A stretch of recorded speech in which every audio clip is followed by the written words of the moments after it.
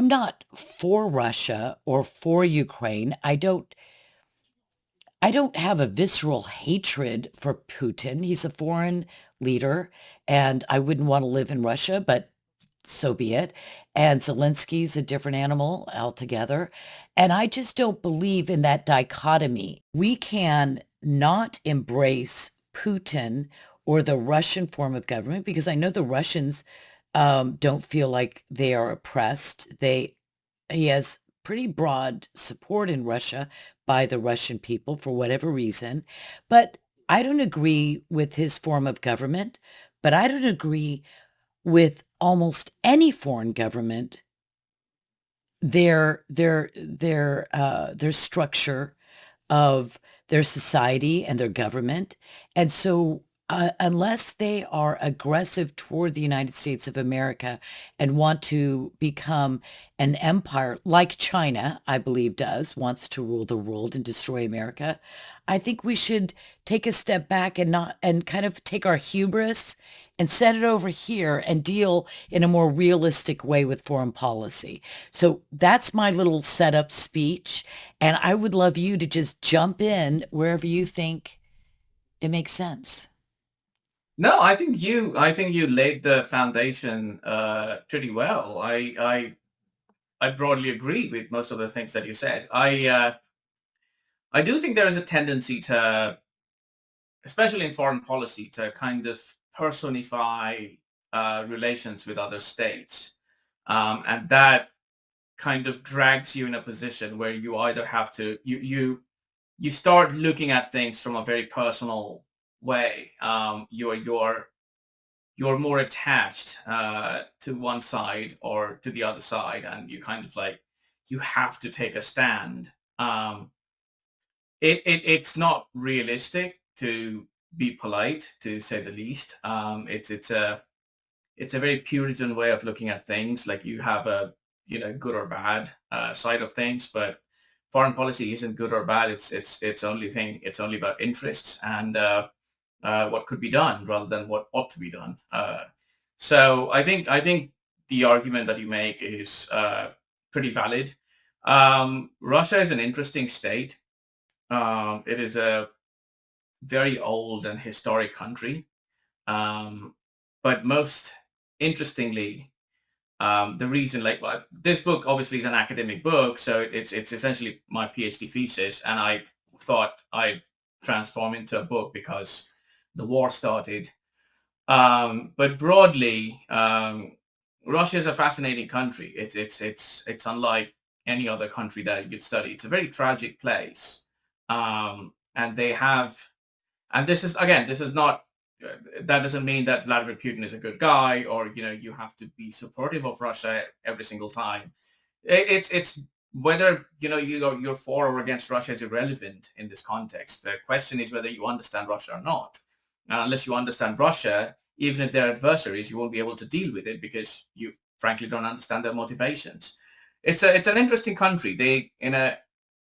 The closest word in Russian language to safety is bezopasnost. They don't really have a word which is equivalent to safety in their entire language. The closest word that they have is bezopasnost, which means no danger. Oh, Um, it's a yeah, negative. it's a double. Yeah, it's a negative. It's the same thing. Like if you talk to a Russian, you usually when you have a conversation, you ask them like how they are. They're never gonna say like I'm well or I'm good. They're essentially gonna say neplokha, like not bad. Um, yeah, it's an interesting country. They have faced invasion from the Mongols to the Swedes to the Lithuanians to the Poles to you know Napoleon, Kaiser, Hitler. You name it. They don't have any defensible borders unless they are an empire and with buffer states in between, which are neutral. So their way of thinking about grand strategy and foreign policy is very different than Anglo-Americans. A British man or an American would think in a very naval term, like they are maritime powers. They're surrounded by the sea. They have big navies. Russians are not like that. It's a flat land with no boundaries. It's not like Iran surrounded by the mountains. It's not like Britain or America surrounded by the sea. It's absolutely flat. And they're faced invasion for thousands of years from the west and the east and the south, from the Ottomans. I forgot to mention. Um, so their way of understanding grand strategy is very different than us. That doesn't justify their invasion of Ukraine, of course, but Can we just it say makes right it at now least that nothing that we say is an excuse for invasion and it's not a Valentine to Vladimir Putin. So right. I'm not in love with Vladimir Putin, Yeah, but so we don't even have to say that again because that just should yeah, be the way you talk about foreign policy anyway. Like when yeah. I mean, excuse me, let me just say please. when Donald Trump gets along with Putin and Xi. Um, I like that. I think it's better to get along with your um, most foreboding or forbidding enemies. I don't understand why anybody would want to. I think Biden has never even been on a phone call with Putin. I think they have been, but very, very early. Okay. Yeah. I think it's a good thing. And I think that uh, I think many, many Americans agree that whether it's right or wrong, they believe that if it were not for Afghanistan, we wouldn't have had Ukraine and October 11th, 7th, and we think that the weakness is gave him permission, but we also think that if we had that peace through strength is a real thing, right? And Yeah, I mean, well, part of the reason why you find people talking about um, the fact that, even talking to Putin is bad, and, if Trump talks to Putin, that's a horrific, thing of appeasement, is one, it's a story. They haven't really studied anything in history other than a Wikipedia page on 1939 or it's a very shallow understanding of history. Second, most of the people who usually talk like that are fundamentally entrenched in the bureaucracy in the United States. They have to see the world in a certain way. They have to talk in a certain way. So if someone in the Pentagon or if someone in the military industrial complex is talking about the war in Ukraine in a certain way, you have to kind of question what they are gaining from this and why are they opposing Trump. So that's point number two. And number three, it's a very short-sighted way of thinking that, we came out of Afghanistan. That's why Russia invaded. Well, why did Russia invade Georgia in 2008? Why did it not invade Finland after it joined NATO? Your theory is only as valid if you can answer the if it counterintuitives and proves out, counterfactuals. yeah, the counter. If you cannot answer the counterfactuals, then it's not a theory, it's theology. It's just, That's right. yeah, Let's go it's back. Let's yes. go. I'm sorry. I don't mean to interrupt. Um, No, if you keep me talking, I'll just keep talking. So I want you to interrupt me. So let's go back to your fascinating setup of Russia because when you said that they have no positive word for safety, that it's just not not in danger. No, there's no danger right now. Americans don't know how to think of that. But then the fact that they don't have defensible borders, I mean, the Urals, if the Urals were moved over between Ukraine and America, I mean, Russia, they would feel less danger, no danger. And between, I guess Belarus there. But you're just saying it's flat. I never really thought about it that way. So it's indefensible. There's no raging river, no big uh, seas between them. So it's indefensible. And they have been invaded by everybody pretty much. I except for mean, me, look, us, I want to Canada. clarify. Yeah, I want to clarify that I don't say that that is the reason why they invaded No, Ukraine. Like nothing is monocausal in foreign policy. There are no. various different variables, but that is definitely one of the reasons why they see the world the way they do and not us. And that's Um, important to understand. and that is extremely important to understand. Like, I mean, you talk about the Americans. Why did the Americans when it was in the formative days of the Republic, why did they expand from coast to coast? The fundamental concept was the exact same thing. We need to be secure. We need to have no danger coming from sides, you know. Uh, Great powers, whether they're in their very basic formative days or whether they are established, fundamentally think of their security in terms of whether they can be invaded or not. And that is not a wrong, that is nothing wrong in that. Like I mean, it's the same principle why the Cuban Missile Crisis happened, for example. You know, the fact that you can have missiles 90 miles from the coast of Florida is a cause of concern. And It's not a it quivering fearfulness, though. These men were not no, it's very like, rational, it's a valid idea. rational Yeah, yeah, concern. And so, but they also read history. And yeah, they, of I course. don't think they read history. This is, of course, my pride in our founding fathers, but I understand them, I think, somewhat. And that is that they read history not from an agenda point of view. They didn't have an agenda in the Right. founding thought. They read history and they know, as anybody would, that war is really, history is really a history of empire, and there's always an enemy or a potential enemy that is going to attempt to take your land. And so, knowing that, it's just a very natural thing and a smart thing to have expanded. So back to Russia, Yeah. though. Back to Yes. Russia. Yeah. Continue So in your line.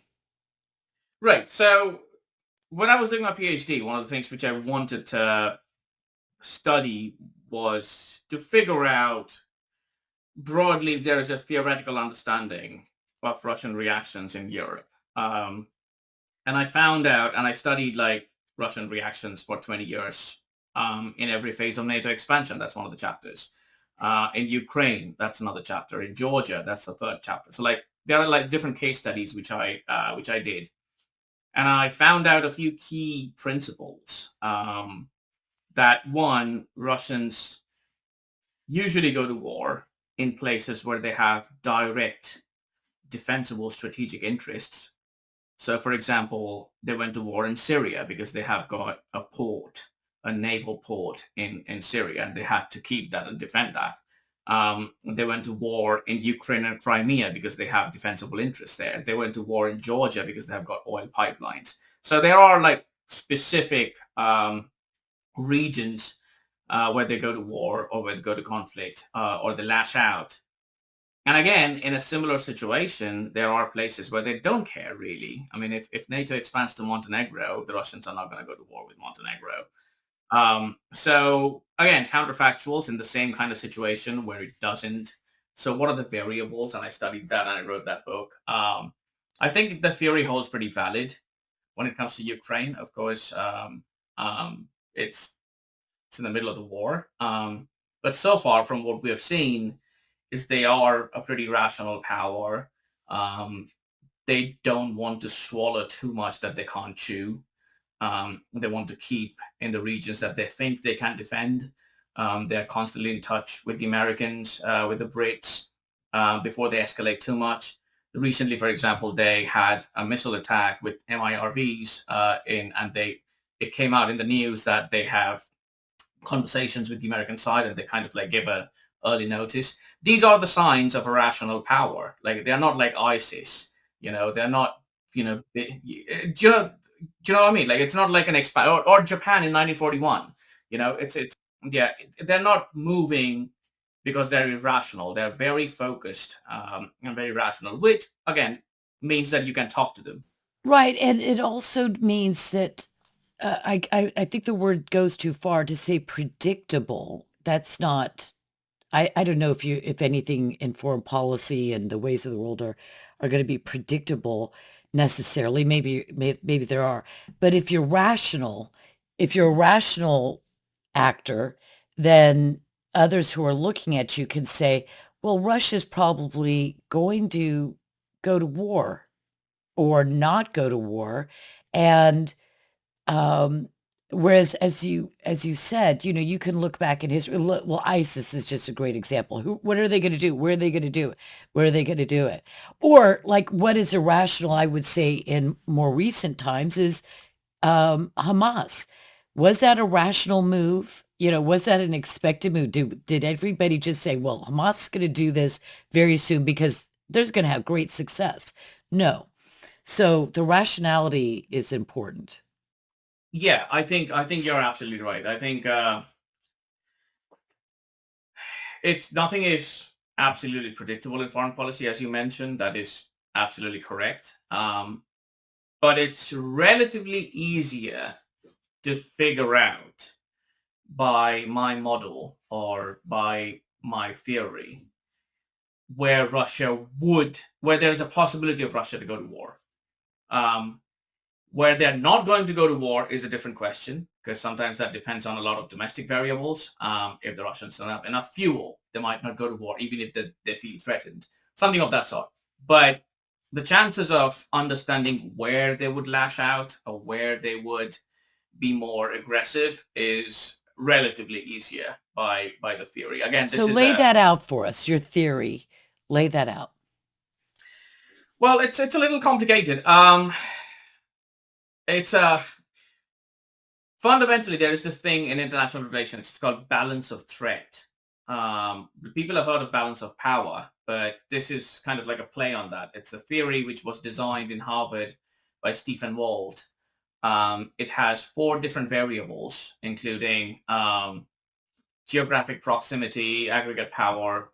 Uh, Aggregate power, does that mean the power if they're aggregating with um, neighbors or other allies? no, Oh, no, aggregate power is the cumulative power of a great power to wage a consistent long war, oh. which includes the amount of materials they have, which includes the amount of food grains they have, which includes the amount of fuel, what kind of platforms and what kind of weapons they have. It's a long. It depends again on country to country. Like some people might have bigger navy that might be their aggregate power. Some people might have bigger land army. So depending on which country we're But talking about, it all of can the change. resources and circumstances required to Resources to sustain. wage a long term. Yes, that's right. That's right. So geographic proximity to the threat, aggregate power, offensive capabilities, and offensive intentions are the four variables.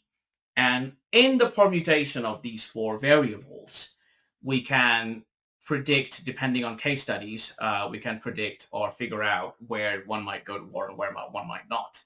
Um, that being said, couple of external variables change or affect these things as well. One, if you have a revolution in the background in the neighborhood, that might instigate you to lash out, faster than one might expect, which happened in Ukraine, by the way, or even in Syria. So these are some of the other key external, if there's an external great power which comes and wants to, increase its forces around you, that might propel you to lash out faster or earlier than expected. So there are certain external variables as well. So again, it depends on case by case, but those are the four variables broadly, the permutation of which it can help you to sort of predict what a situation might be. I so we have those four variables, and I suppose the question is, I'm going to set the question about the four variables aside for just a moment to ask you this question, which I have an opinion about. Was the war in Ukraine preventable? Yes. Who Okay, I don't mind. It's, maybe with your family, you don't want to point fingers, your friends, but I don't mind pointing fingers with this kind of conversation. Who is most responsible for not preventing the war? Is it NATO? Is it particular countries in NATO? Is it the Biden administration? And I would like you to go through um, during this discussion the history of the going back and forth saying NATO saying and America, NATO's not going to expand, but then later changing that it's going to expand. And I think that would be part of your calculation, of course. Um, is it is it the fact, could we have, was it America or NATO or somebody else, some other country that was most responsible for not putting the brakes on it? That is a big question. I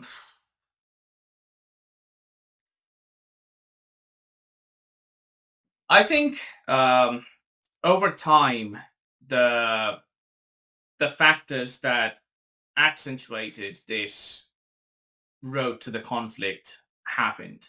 And that doesn't, it's difficult to pinpoint one particular instance or one particular time where it could have been preventable, but over time it was. So if I am allowed to give a brief historical background of this Yes, conflict, okay.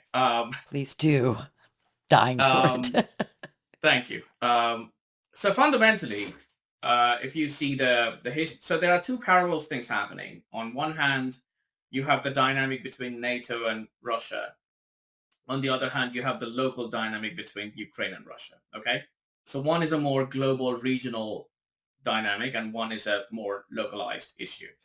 And those are two parallel things that's happening. Okay, so it's not like just one happening and the other thing is not, but like they're moving in the direction of history at the same time.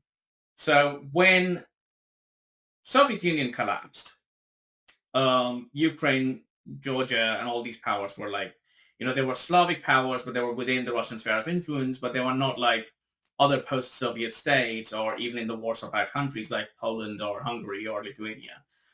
They were fundamentally inside the USSR, and they had the architecture, the military structure, the command and control, and all of those things were like kind of like very similar. NATO, as you obviously know, initially there is debate obviously on this topic, but initially at least verbally notify Soviet Union that they're not going to expand. Now, from the NATO side, and I have to say that because I'm an academic, you have to be balanced about these things. From the NATO side, the argument is, yeah, we made that promise to the Soviet Union, but Soviet Union itself collapsed, so the promise is invalid. Which is broadly technically true, but also that doesn't really how foreign policy works. No, I don't think so. Yeah, yeah. So I mean, it's almost like a fact check in a newspaper. Like, yeah, it is true, but that's not just how things work. I mean, the Russians have a grudge, and that's understandably so. But again, in three phases of NATO expansion, the first phase was Central Europe, Hungary, Poland, Czechoslovakia. The Russians didn't really care much because they were fine with it. We were helping them in getting rid of a whole bunch of weapons, which they couldn't, maintain. So they were like obliged, and they wanted to be a part of the European Union. I mean, people usually forget that even Vladimir Putin wanted to be a part of the European Union in 98 or 99. One of the first countries that reached out to the US, for example, after 9/11 was Russia to offer the Central Asian bases against and intelligence against the Islamists. Now, obviously, again, from the Russian side, it made sense because they were undergoing their own problem in Chechnya. So they knew that they were fighting the Islamists in their own country, and they wanted us to kind of look the other way. But again, it's foreign policy. Those are the kind of things that work. It's not an ideal world. You have to do what you have to do. Um, on the other hand, you have Ukraine, and Ukrainians had a deal with the Russians after their color revolution in 2003, where they said, fine, we can move towards the direction of the European Union and to the West. We can have different quality controls on our food, for example, which is more European in character. But you would have your bases and your lease on Crimea. You would have the base in Sevastopol. You would have some sort of privileged interest in our country, given our history and the fact that you are actually here. The Russian troops were in Crimea. You cannot just drive them away. They had a lease of like, I think 99 years or something. Oh, so the Russians, wait a minute. I didn't know this. Yeah. The Russians, after the fall, dismemberment of the Soviet Union, they have a very different relationship with Ukraine, and which other countries is in that orb of? So they had good relationship with Ukraine, with Georgia, with Belarus, with Syria. These are some of the countries where the Russians had military bases and military establishments. Some parts of Central Asia, they still have, I think, some of the bases there, but which the Americans used, for example, during the war in Afghanistan. Uh, but broadly, they had, like, to answer your question, in Ukraine especially, the Black Sea Fleet's home base was Sevastopol in Crimea. Um, yeah, I So mean, they they were were there right there. What years was that? throughout the post-Cold War for the last 20 years. They were So there in Russia felt very 2014. cozy and very not danger, but I mean very safe. They were part of Crimea for a great deal of Yeah, time with regard. no, Well, even after the always. independence of Ukraine, Crimea was still technically Russian. Like, it was the base of Russian Navy. Let me stop you and just say this one thing. When Russia invaded Ukraine, I was so upset because I immediately, well, I saw people were going to die. I prayed for the Ukrainians, of course, and I was really distraught. And then I started to know over a period of time that there were people that I respected that weren't just saying, we've got to destroy Russia for this, I mean, they were actually saying, and I didn't understand it at first. I thought it was weird. Okay. That it sounded like they were not for Ukraine. That bipolar, I can't say the word, the bifurcation, whatever, Bifurcation. the two Yes. um, that I mentioned earlier. And I did not understand it at all because they didn't seem all in on being really, really angry with Russia consistently and wanting to destroy Russia and get them out of Ukraine. Not that they were for invasion or for Russia to have invaded, but or for war, but they just didn't have the proper understanding. I couldn't figure it out. And then one day I was listening to RFK Jr. talk about the run up to the invasion and then going back in history, and I couldn't believe it. I couldn't, I just wanted to listen for another hour, and somebody shut him up and said, "No, we got to talk about something else." And I said, "Stop," to the TV. I want to hear more about this. I have since heard more details from others. And I'm thoroughly convinced that it's just the point that you just made. I know that Russia took Crimea, was it 2014? 2014. Well, they didn't have to take. They were already there. But yeah, Yeah. Okay, there you go. they absorbed Crimea. They absorbed it. Did they just basically do a legal thing where they um, imposed Russian sovereignty and law in Crimea, therefore making it part of Russia Yeah. because it wasn't a war, you're saying, not a No, I battle. mean, no. Yeah. Yeah, it didn't need a war technically. So Ukraine had two revolutions in the post-Soviet era. In 2003 they had the color revolution, and then it kind of like moved back to its original Well, what self. was it to explain the color revolution and the consequences? Who and what were the So it was a very motivations? corrupt country. Their economy was absolutely stagnating. Their military-industrial complex was ridiculously corrupt, like comically bad. And then they had a huge uprising where uh, some of the leaders came out and protested and took over their Rada, their parliament building. Were they the Um, good guys, supposedly? I mean, are these, well, I know that's, no, not really. uh Like they took over power, but fundamentally kind of like reverted back to the exact corrupt ways. So in 2014, they had another one, which precipitated the current conflict and crisis. Now, The interesting thing about 2014 was that happened 3 years after Arab Spring. So in 2011, you would remember Egypt had a revolution, and then Libya and Syria and all these things. So the Russians were already panicky about those things. They knew that, like, that they're losing power in Syria, for example. So they, from their perspective, all these things were essentially funded by us.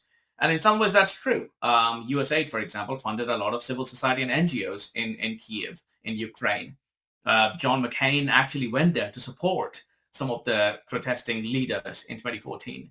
So even so, the Russians were, like, obviously panicked about these This things. is so provocative. It's like poking the bear. Do we Yeah, really, why do that? Go ahead. yeah. I mean, think of Vladimir Putin standing in, I don't know, um, Moscow? California, Oh, California California. protesting against, deportation of migrants, for We example. have to learn in That America to put ourselves in the other guy's it's shoes. difficult to do when you're a superpower. Oh, is that true? Well, I'm not a superpower, so it's easier for me. Well, unipolarity is kind of like a hard drug. Yeah. You make mistakes, and then you realize in 20 years' time that your body has given away. But because you're strong when you're taking the drugs, you don't really immediately understand the problems that you're making. And So we're it's hoping kind to of similar to reverse how, that. Let me ask you a quick question about hopefully. 2014. I Yes. don't have the answer. I mean, I've looked for the answer and I've gotten opposing opinions in my research.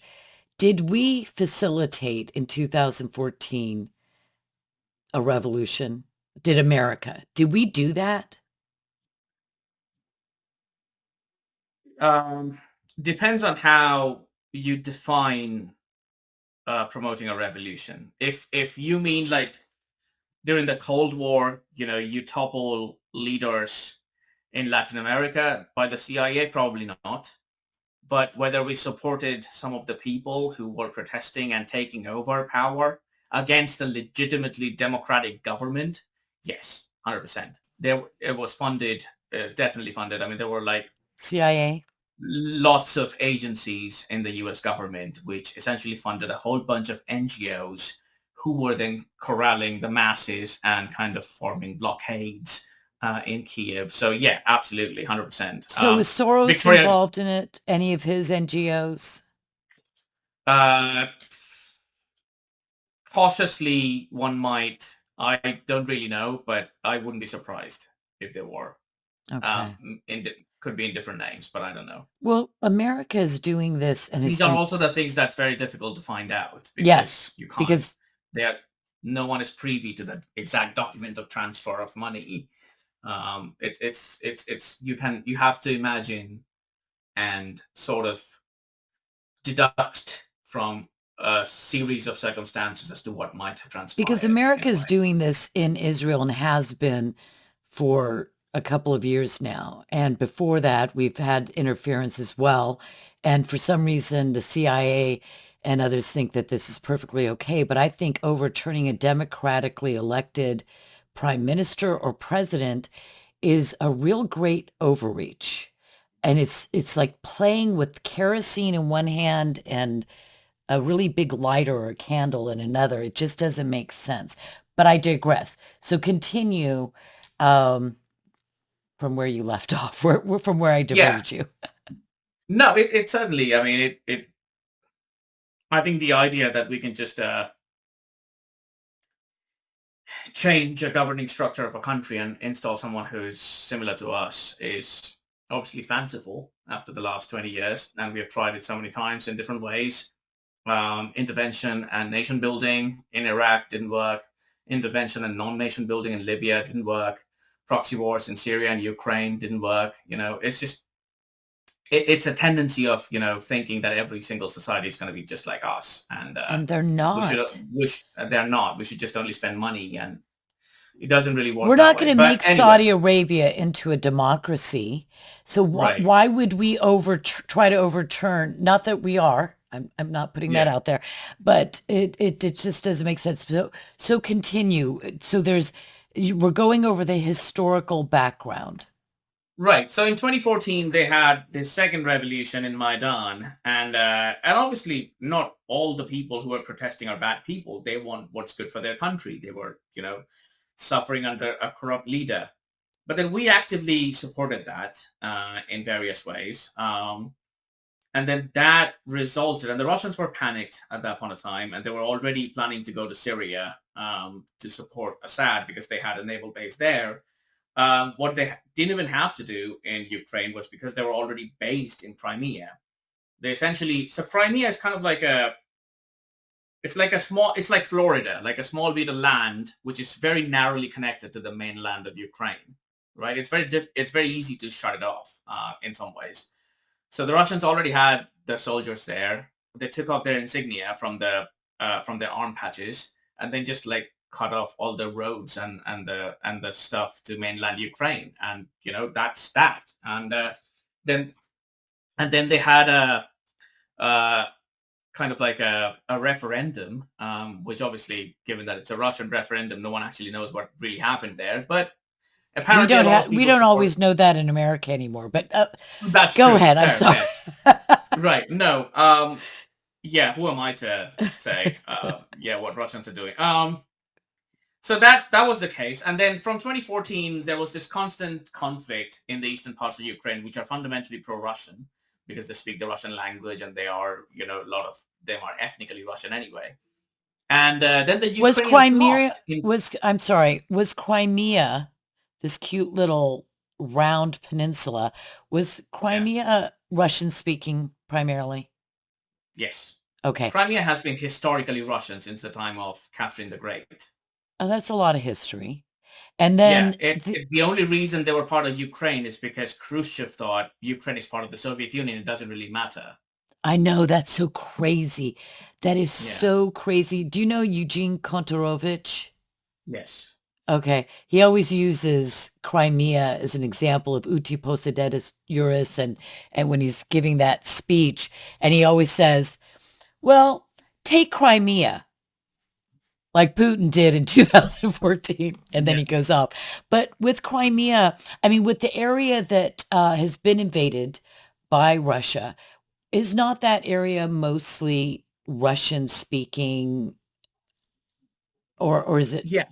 it? No, no, you're right. It was mostly Russian speaking. It was also mostly pro-Russian.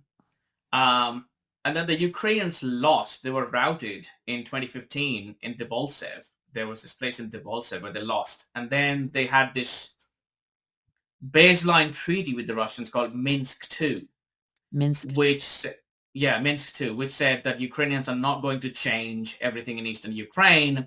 They're not going to de-Russify eastern parts of Okay, I Ukraine. want to say something about that or ask you about that because I don't think that Americans well, just people always understand that why would a foreign nation care about the people within another boundary of a sovereign foreign nation? But if you go back and look at World War One, and if you look at Israel, the Ottoman Empire, and all the players then, Russia cared about Russians who were in, say, Turkey or the Ottoman Empire. Um, the British cared. French people care. I mean, the French government cared. There is a connection, whether it's in international law or anything like that, is irrelevant. Russians, there's a heart to this stuff that you can't really just put it in a dictionary definition. Russia, Crimea, for hundreds of years or however long since Catherine, um, that was a Russian uh, territory, a Russian place with Russian speaking people and Russian culture. And then these other areas on the east side of Ukraine are Russian speaking, more Russian culture.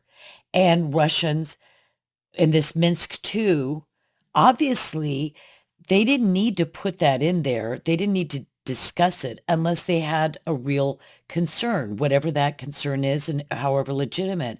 And then were they not also concerned about persecution by ethnic Ukrainians? or by the Ukrainian government of people that are Russian? Are they actually Yeah. Russian? Are there Ukrainian people and Russian people in Ukraine? Is that how it works? Yes. No, absolutely. If you read the book, you'll see that there is it's an interesting concept that the Russians used in both Georgia in 2008 and Ukraine after 2014. Is the Russians used the same humanitarian intervention rhetoric that we used in Kosovo in 1998. So Kosovo, now it's difficult to determine how much Russians are motivated by genuinely humanitarian concerns of Russian-speaking people. Obviously, no one knows. I'm not there in Kremlin to listen to what Putin is saying to his generals. Um, but broadly, at least rhetorically, they are using the exact same justification that we used in Kosovo in 99. And they say, oh, we have to go to Georgia because there are Russian speaking people and we have to save them. And who can blame them? Like we have talked about the exact same things, you know. It's easy for us to say, like, why is Russia interested in a foreign country? Well, we have been policing the entire globe for the last 30 years. So speaking of interest in foreign countries, we should look at our home first. But that being said, to go back to the original question, in 2014, 2015, the Ukrainians lost, definitively lost, and they promised that they're not going to essentially de-Russify the language, the curricula in schools. They're not going to tear down statues of Pushkin, for example, and all of those things. It's awful. I mean, Pushkin is one of the greatest poets in the history. It's absolutely horrific, to see his statues being toppled. But that being said, they didn't care about that. When Zelensky came to power, he said that he's going to pursue peace with Russia. He didn't. And he started training his soldiers with Western and NATO help. I'm like rushing through the entire history, but broadly, that's when Putin decided that this is it. We have to go in. And by 2019, there were already intelligence saying, like, he's telling his soldiers to get ready for a war. He's doing regular exercises in the border of Ukraine, which is usually how wars start. I mean, if you suddenly see like the Chinese doing a massive exercise next to Taiwan, you have to be careful because that's usually a Egypt and the pretext. Sinai, Yeah, right? Egypt and Yeah. the Sinai, exactly. Yeah. So yeah, I mean, yeah, so you know your history, so you'd obviously understand. And then 2021 and early 22, funny thing, I was actually writing a research paper based on my book, and given how research papers are, they take like 6 months in peer review. So my paper came out and the name was A Lost Opportunity of a Grand Bargain, like how we could have had a grand bargain with Russia. And it came out 2 months after the war started in 2022. So kind of unfortunate in a way. When But did you yeah, write your so original thesis on Russian aggression? 2018 I finished. So you finished in 2018, um, and that lost opportunity I want to go back to, because I think that I there's can too send it to many you. lost, Yeah. okay, too many lost Yeah. opportunities. Yeah. No, they were. We could have had a detente with Russia. Like it's really unfortunate that in some ways, I think, and again, like we started the conversation, this is nowhere justification for Russians. But that being said, given that foreign policy is about priority, we have a much bigger threat facing in Asia, and Russians are technically could have been an ally in that case, and we kind of like pushed them. We pushed them towards China. It's and I know you're going to want to talk about that, or perhaps you will. Um, it's hard to put a technical book like yours, an academic book, work into one conversation. But I think of China versus Russia. Okay, we've got America. Of course, I'm an American.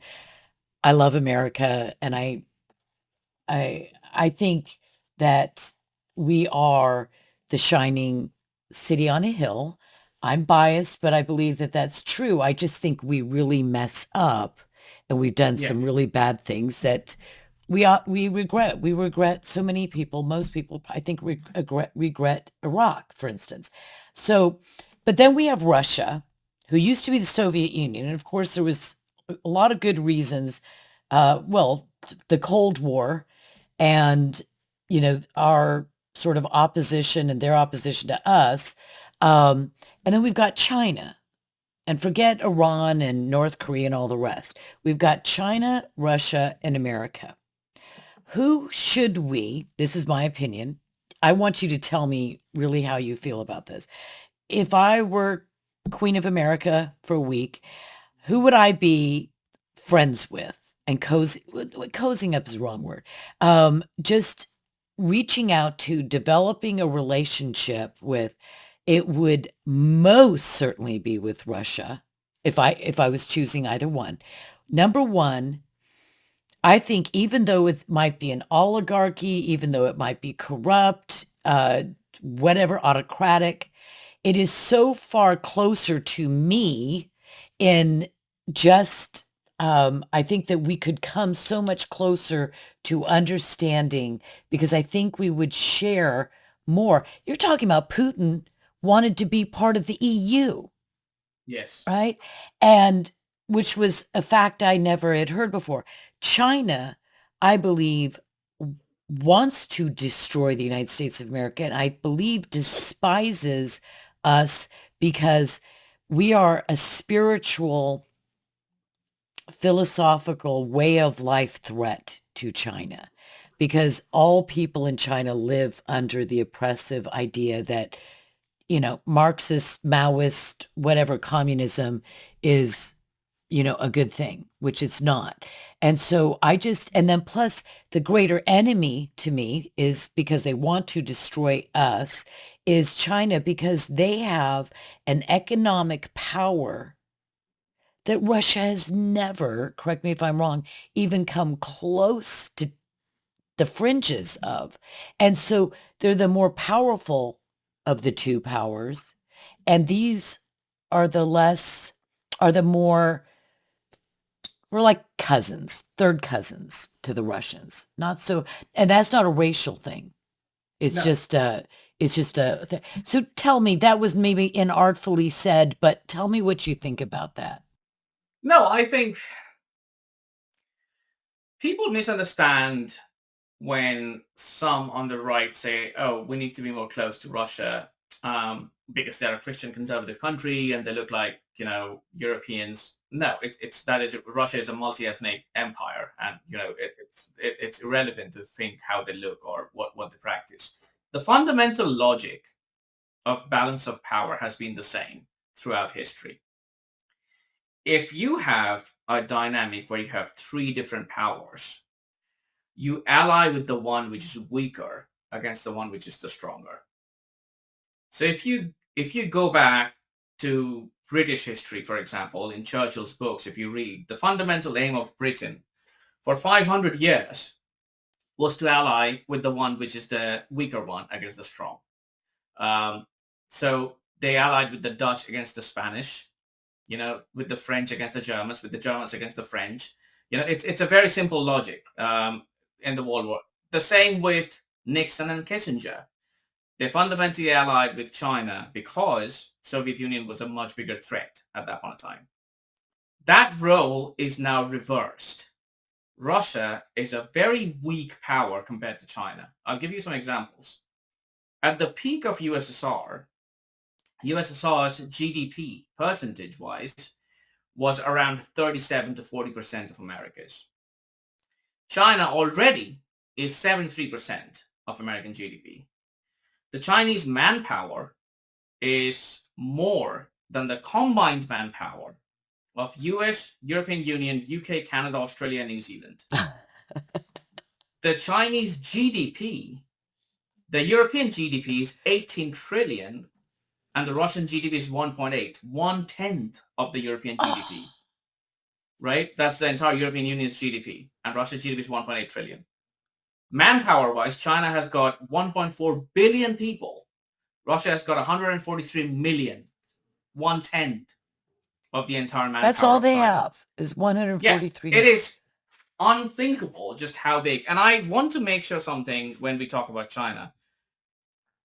this is nothing against the average Chinese people. A No. lot of them are actually, secretly practicing Christians as well. They can't do Oh, that they obviously have because more they live on a Christians in China now than we have in America, There just you go. I didn't numerically. know that, but fair enough. Yeah.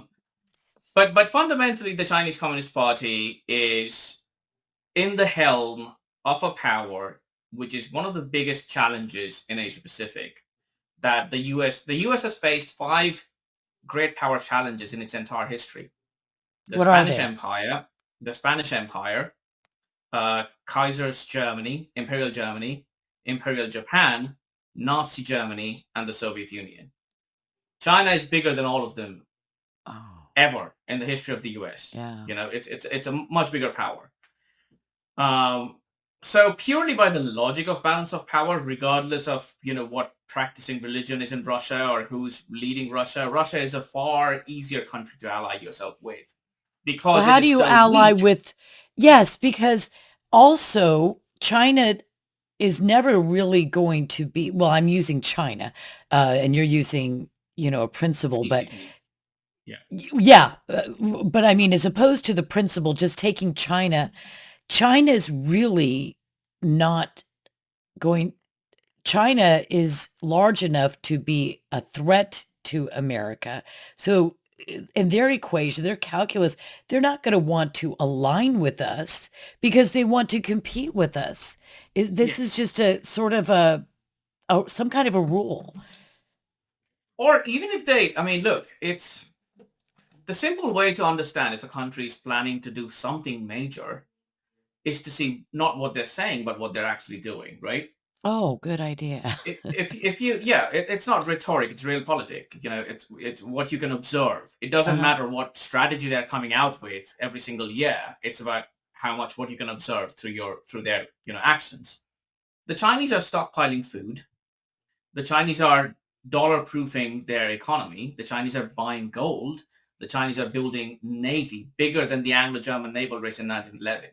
Why would a country want to do all those things at the same time? I can't think of a thing. Exactly. So, I mean, the proof is in the pudding, in a way. If you see these things happening, that regardless of their intention, you would have to be cautious about what might happen in Asia.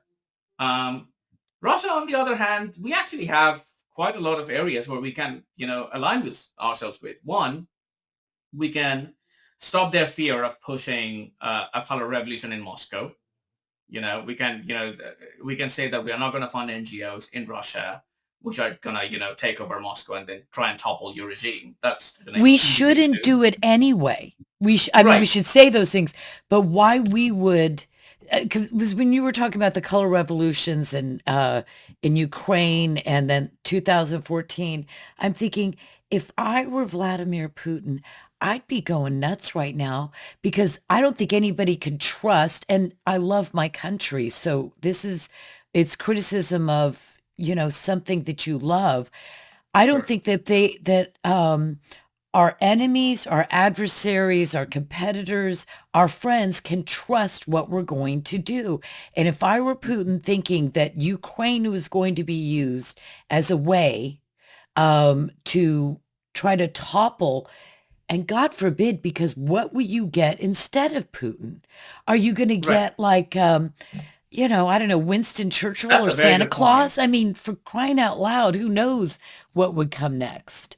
So, I'm glad you mentioned that because that's something which is also kind of like lost in American strategic concepts. It's like they always think that once you topple the primal, the primary, you would get someone who is more aligned to you. That might not happen. If Putin falls tomorrow, you might get someone who's a hardcore Russian nationalist who would not be, be stopped by using nuclear weapons. Putin is at least rational that way, right? I mean, you cannot form a strategy on the basis of hope in a way. And the second thing is, it is difficult for a country to be a revolutionary power in international politics. What I mean by that is essentially when you act revolutionary, when you try and promote your own values by force in different countries, other countries come together and join against you. It's the same thing that happened against the French revolutionary French state. All the European powers joined together. The same thing that happened against ISIS because it was a revolutionary country. Everyone joined together. Soviet Union, people hated Soviet Union because they were trying to promote communism by force. We are kind of trying to promote liberalism by force in various parts of the world. It which is is no, it's not going to work which anyway.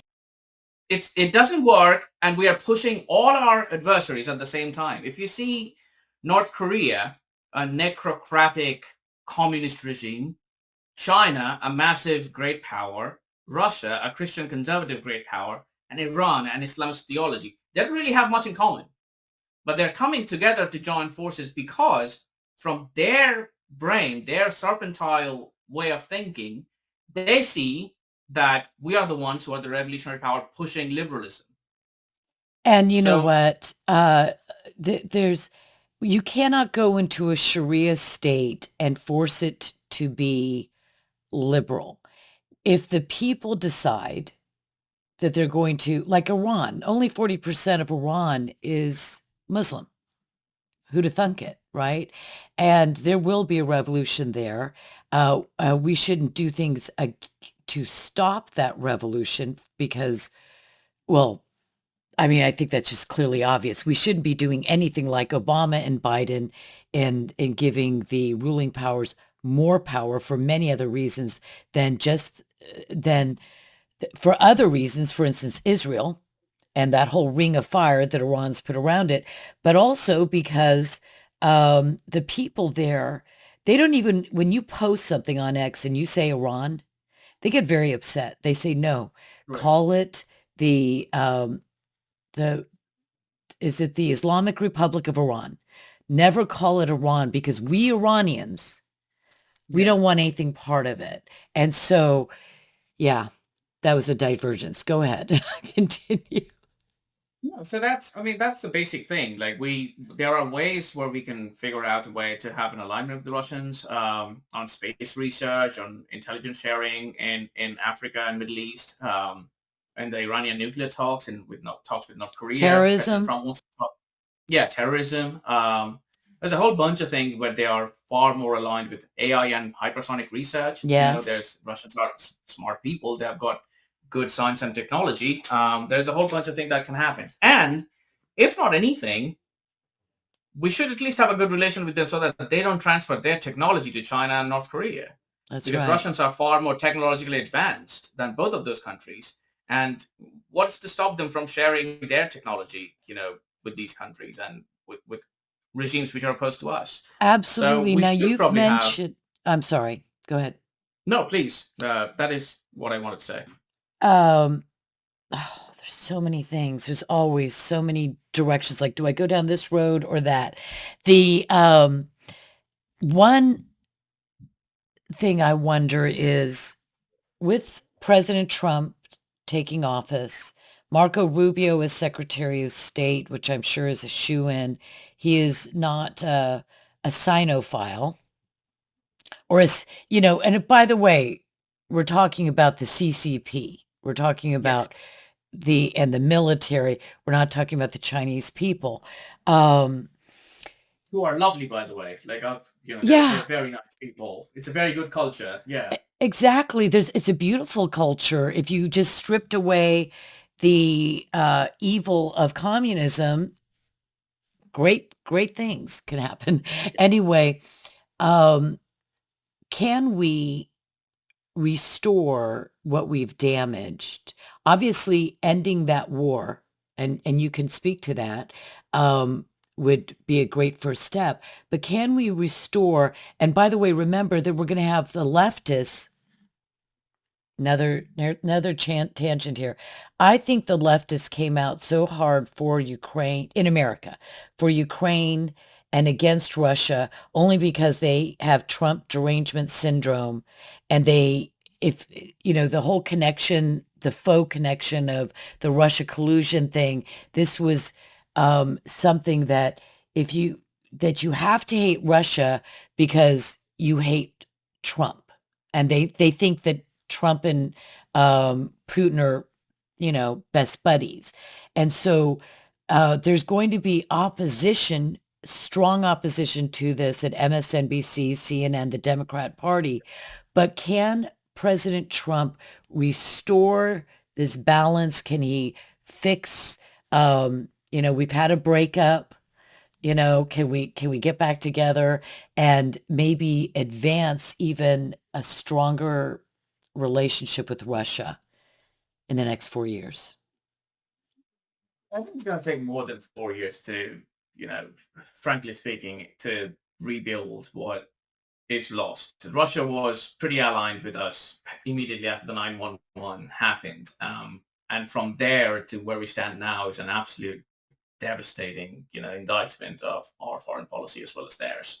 Um, I do think the war can be stopped pretty easily. I think there needs to be a date and time of ceasefire. I think there needs to be a primary understanding of, how troops are going to go back 5 miles behind the line of actual control.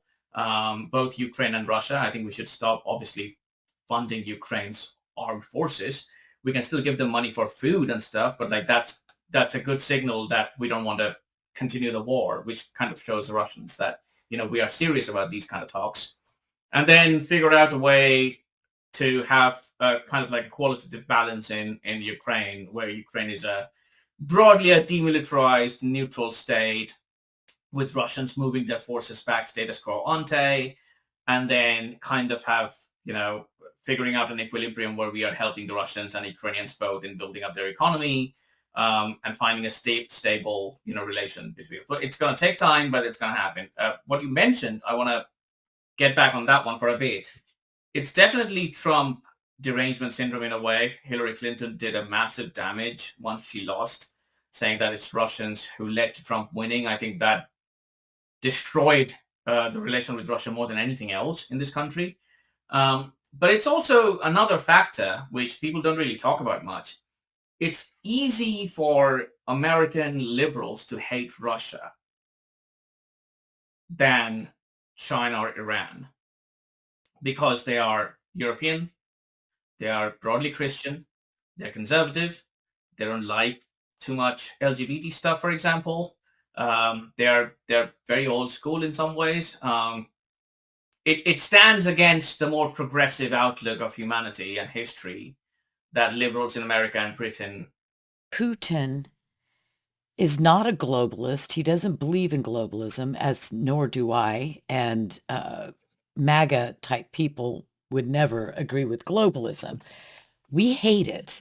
And my understanding is that that's not Russia's ideal. He believes in the nation state. Now, he may believe in the Russian Empire as it is. Maybe if he could get all of Ukraine, he would. But he doesn't believe in one world government. That would be just a Yes, ridiculous anathema. that's a better way of putting it. Yeah. Yeah, yeah.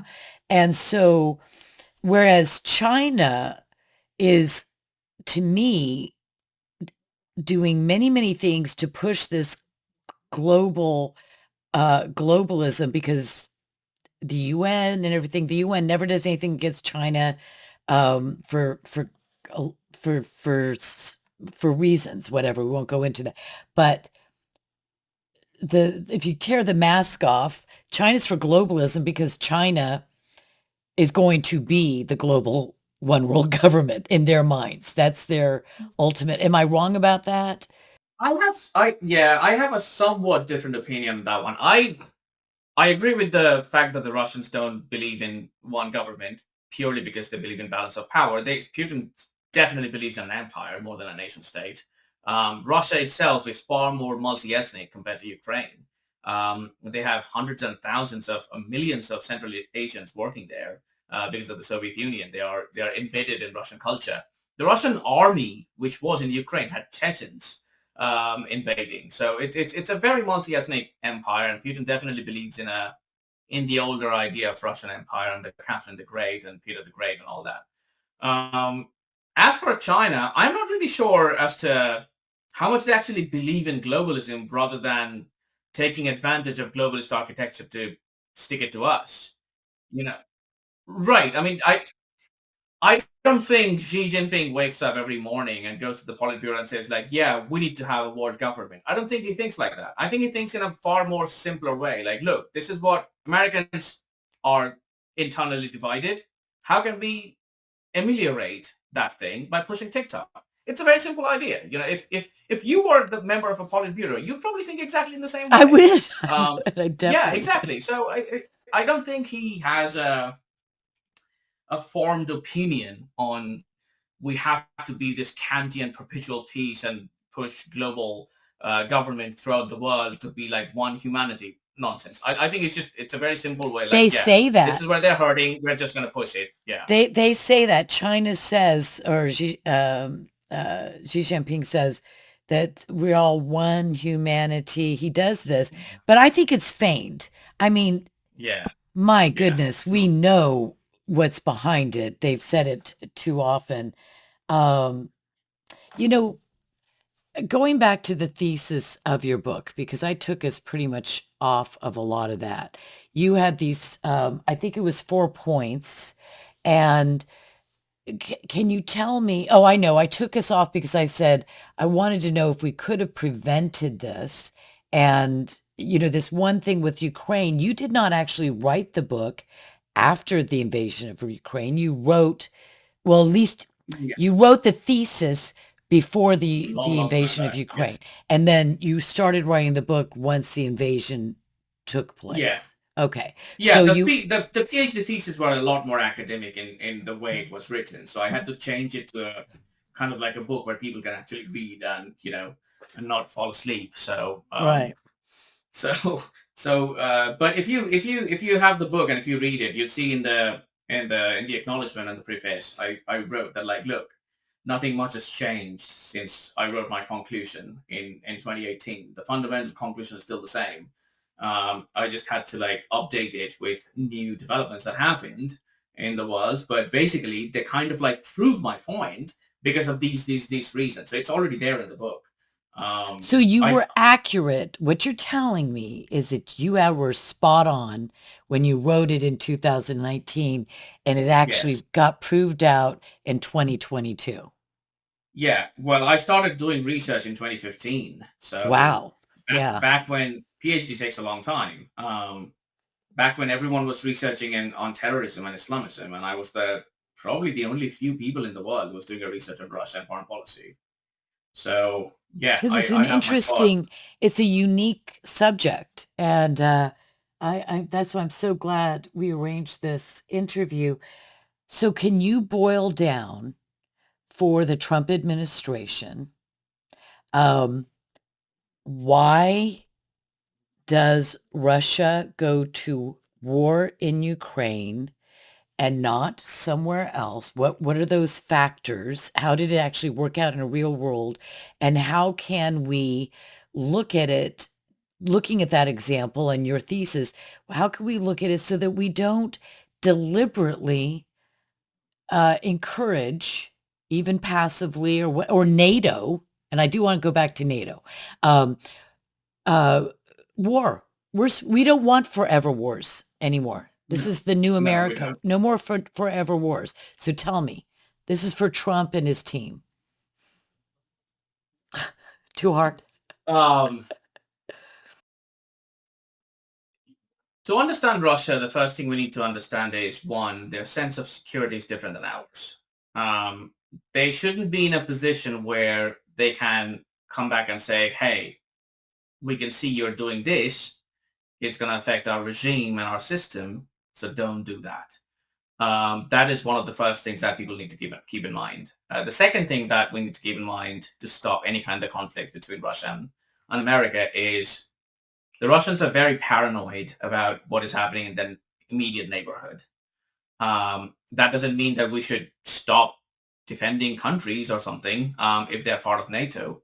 But that also means that we shouldn't randomly expand NATO, or we shouldn't like just give weapons and to countries or institutions which are Or hostile do to Russia. exercises in Ukraine and, on the Yeah, border with. yeah, exactly, that kind of stuff. And not just in Ukraine, like the Baltos, for example, in the Baltics. If we just keep on flying our bombers in the Baltics, that might freak out Russia, which is totally understandable. If they fly bombers in Canada, we would do the exact same thing. Exactly. Yeah. Which, And by the way, finally, they and China are are playing planning to over. do it again. See, Yeah, they're doing it, and yeah, I'm not happy about that. So I don't know why they should be happy about the Ukraine thing. But right, go ahead. right. And the final thing is Russians are pretty determined to start a conflict in regions where they are already based. If that thing is being toppled, then they're going to come and defend it, which is the reason why they are in Syria, which is the reason why they are in Ukraine and Georgia, which might be the reason if someone tries to push them out of Kaliningrad, where they already have a base. So we shouldn't do anything where the Russians already have an established interest. It was Königsberg with the original name, which the Russians changed to Kaliningrad. It's similar to how Danzig is now Gdansk. It was originally a German city, and the Oh, Germans were kicked out after the Second World War, obviously. so in a way, they have a legitimate. See, I always looked at that little place and said, "Well, that's terrible. Russia's taken somebody's land, like you know, Crimea or something." I don't But think anyone in Europe can actually say anyone has taken anyone's land. It's Europe. Lands have changed since so centuries. much, Yeah, I mean, yeah, by that logic, the Russians might say, like, we pretty much controlled the entirety of East Europe after Napoleon. We should take it all back. So, that's a good point. you know, Yeah, yeah, yeah. I don't think we can say that anymore in Europe. Okay, and Syria. Okay, is Poland or Lithuania or Belarus? Well, obviously not Belarus. Forget that. Are Poland or Lithuania or any other country interested in trying to take um, Kaliningrad from Russia? That's not a thing, is it? I don't think they are actively trying to take it back, knowing that the Russians have missiles based in Kaliningrad. But technically, given that Lithuania itself is Germanic origin, they have rights over, or they think that they have rights over Kaliningrad. But it's also kind of like a Taiwan situation. Like you don't actually have to try and take it off. You can just shut off from all sides because it's such a small step, and that might lead to a war, a conflict. Yeah, I don't think So it's worth it. I mean, yeah, we need to be very careful so that no it'd one be NATO does that. tidier if it would be tighter if Poland and Lithuania got it, but I don't think it's worth the war over it. The Syria thing, I think we should take very seriously, or maybe y- y- you know, where is the port of Russia in Syria? Is it in northern? It's named Tartus, Tartus. Okay. Is it in the north of the Syrian It's in Mediterranean? the it's in the northeast. Okay. All right. So tell me, are there is America or anybody else, NATO, anybody else doing something in Syria that right now or will be a threat to Russia? Just curious, since we're talking about Russia's Yeah, aggression. I don't think we are that actively involved pushing the Russians back in Syria. I think we have kind of like figured out that that's going to be a divided place and mostly Assad is going to survive as a client state of Russia. There are places in southern Syria which northern Syria, which Turkey is more interested about. But again, Turkey's a NATO ally, so there is always that, cautious, way to move forward where there is deconfliction, as we say in our terms, which is in place between Russia and NATO. But overall, I don't think anyone is actively interested in going to war. In fact, we kind of like we're allies against ISIS. The Russians and us fought on the same side, technically. So, Right. So there's Syria, there's Kaliningrad, and Ukraine. Okay. Let me just and ask you about Georgia. Ukraine. Ukraine, as I understand it, has the longest border, at least on the European side, with Russia, about 2,000 miles long. I don't know if that's accurate. And then I also heard that Russia has been invaded through Ukraine in, I don't know, the last hour, you could correct me about the length of time, 3 times. that Ukraine is a sore spot, not just because of its Russianness and the port out of in Crimea, or access to water, but also because it's been invaded through. I mean, Russia's been invaded through Ukraine, and so they consider that a weaker, perhaps. Yeah, Ukraine has technically, I don't know how to put it in a non-PC way.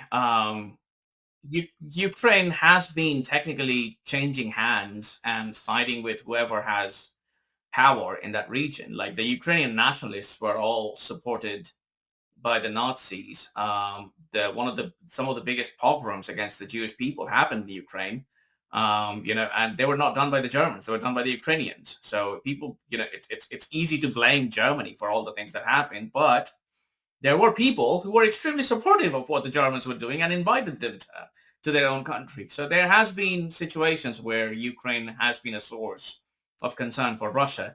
But on the other hand, again, there is a tendency in Ukraine and even parts of the Baltics to say that the Russians colonized them for the last 70 years or something. That's like Scotsmen saying that England colonized Scotland in the British Empire. No, you were the bureaucratic backbone of the empire. It was, if you talk to the Hungarians, for example, and ask them, like, who were the Soviet forces in crushing your revolution in 1956? Who were the ones driving the tanks? It was not the Russians, it was the Ukrainians. They were part of the empire too. So it's fashionable now to come and say, like, yeah, it was the Russians who are the big bad and we were all on the good sides, and we were like, no, it's not There's quite more true technically. unhistory out there sometimes in